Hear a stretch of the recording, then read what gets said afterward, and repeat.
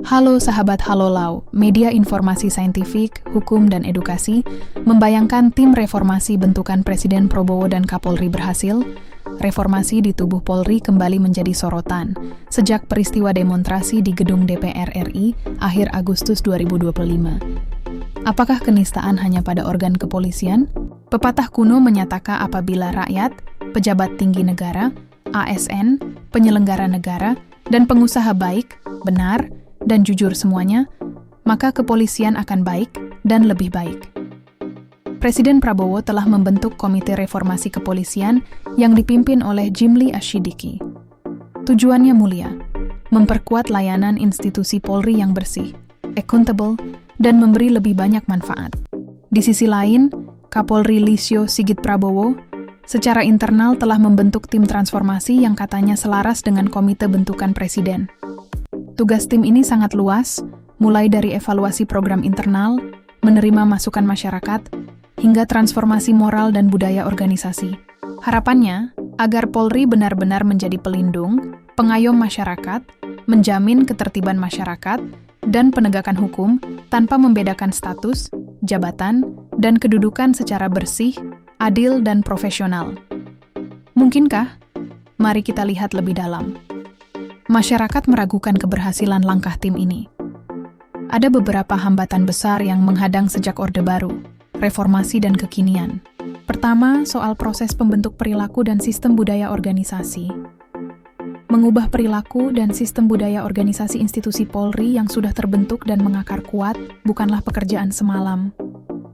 Kedua, formulasi tim reformasi akan tersandera oleh perilaku-perilakunya ketika menjabat sebelumnya, yang tidak jauh berbeda dengan budaya organisasi Polri.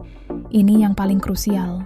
Para pengamat mengatakan bahwa reformasi ini akan sama saja seperti sebelumnya terhadap ketidakpuasan layanan.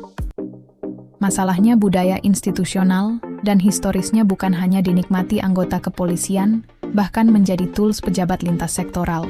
Permasalahannya bukan soal filsafat ilmu, teori, regulasi, atau struktur, tapi tentang mengubah cara berpikir dan bertindak yang sudah tertanam selama puluhan tahun oleh sistem yang sengaja diciptakan secara internal dan eksternal.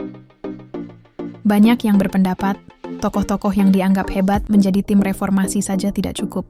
Kita harus memahami mengapa budaya organisasi Polri terbentuk seperti sekarang ini. Sengaja dipelihara.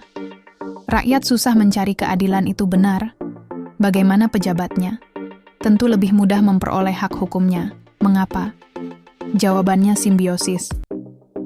Legitimasi dan kepercayaan publik pada tim reformasi hanyalah ekspektasi yang terlalu tinggi. Kenapa? Fakta, ketika perilaku oknum di kepolisian itu buruk, rakyat mengadu kemana? Sistem layanan yang saling menguntungkan antar pejabat dan penyelenggara negara, bahkan melibatkan pihak-pihak di luar kepolisian itu sendiri. Banyak oknum dalam pengawasan, pelayanan publik, dan kebijakan yang telah terjerat dalam sebuah hubungan mutualisme yang rumit, yang bahkan bisa melibatkan tokoh atau pejabat tinggi. Ini menciptakan lingkaran setan yang sulit diputus. Akibatnya, banyak masyarakat yang tetap skeptis.